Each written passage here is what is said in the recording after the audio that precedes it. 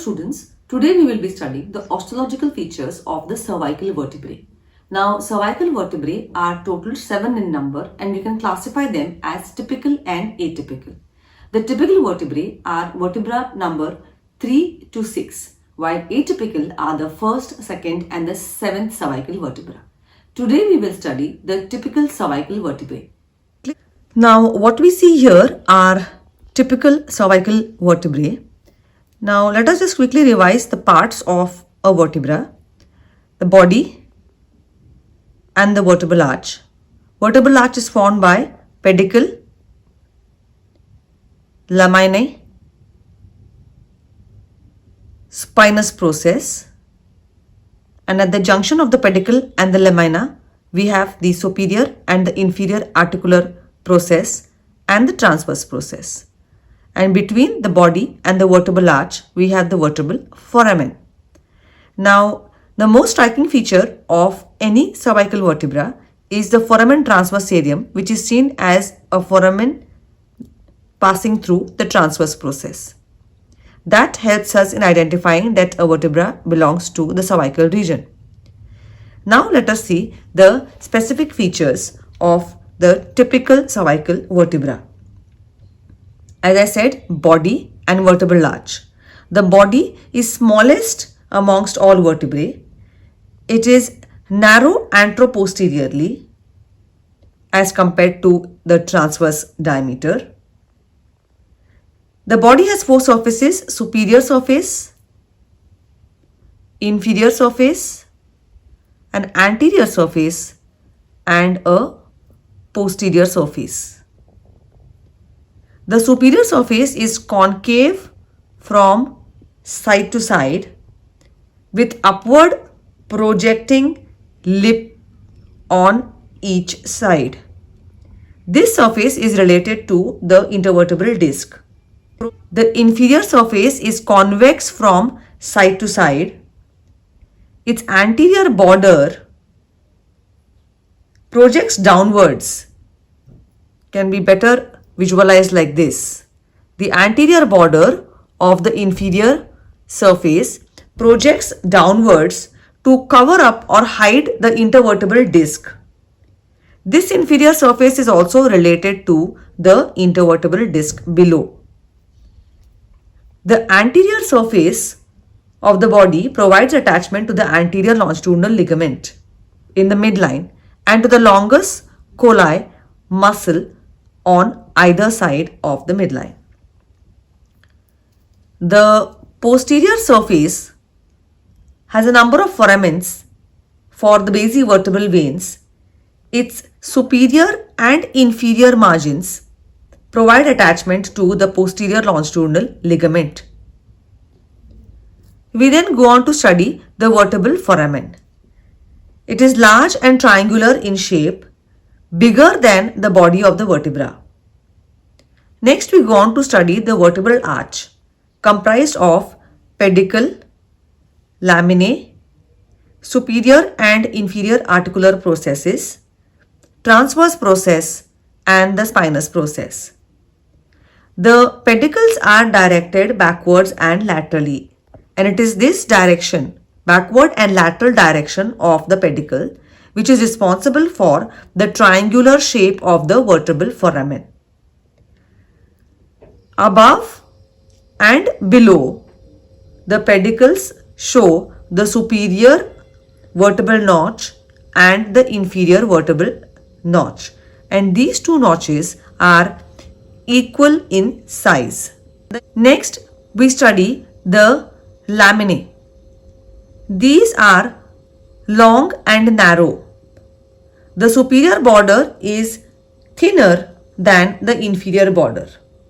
The ligamentum flavum is attached to the superior border and to the lower part of the anterior surface of the laminae. We then go on to see the articular processes. The superior and inferior articular processes are located on each side just above and below the junction of the pedicle and the laminae. The superior articular process faces upwards and backwards, and reciprocally, the inferior articular facet faces downwards and forwards. The superior articular process articulates with the inferior articular process of the vertebra above. These articular processes lie in one line, forming an articular pillar. We then go on to study the transverse process. This has got a foramen called as the foramen transversarium, and this is the characteristic feature of all cervical vertebrae. The vertebral artery, vertebral vein and sympathetic nerve pass through the foramen transversarium. The vertebral artery passes through the upper 6 foramina only. The foramen transversarium is bounded anteriorly and posteriorly by the anterior and the posterior roots. So this here is the anterior root and this is the posterior root. The lateral ends of these two roots are connected to each other by the costotransverse bar, also known as the intertubercular lamella. The junctions of the anterior and posterior roots with the costotransverse bar are marked by anterior tubercle and posterior tubercle. The enlarged anterior tubercle of the 6 cervical vertebra is called as the carotid tubercle, and it is related to the common carotid artery. The anterior tubercles of all the cervical vertebrae give origin to the scalenus anterior muscle, longus capitis and longus colli muscles. The posterior tubercles provide attachment to the levator scapulae, scalenus medius, scalenus posterior and some deep muscles of the back. The anterior root, anterior tubercle, costotransverse bar, posterior tubercle and adjoining lateral part of the posterior root, all of these together represent the costal element, while the remaining part, that's the medial part of the posterior root, represents the transverse element of the developing vertebra. Finally, we go on to see the spine or the spinous process. It is small, bifid. This again is a characteristic feature of cervical vertebrae, bifid spinous process. The ligamentum nuchae is attached to the spinous notch. Interspinous ligaments are attached to its superior and inferior borders. The sides of the spinous process provide attachments to the deep muscles of the back. Thus, these were the various features of the typical cervical vertebra. We studied the body, we studied the vertebral foramen and the components of the vertebral arch, that is the pedicle, laminae, the superior and inferior articular processes, the transverse process and the spinous process. Finally, the joints formed by the typical cervical vertebrae. The joint which the body of a particular cervical vertebra forms with the body of the vertebra above and the vertebra below. These are secondary cartilaginous joints.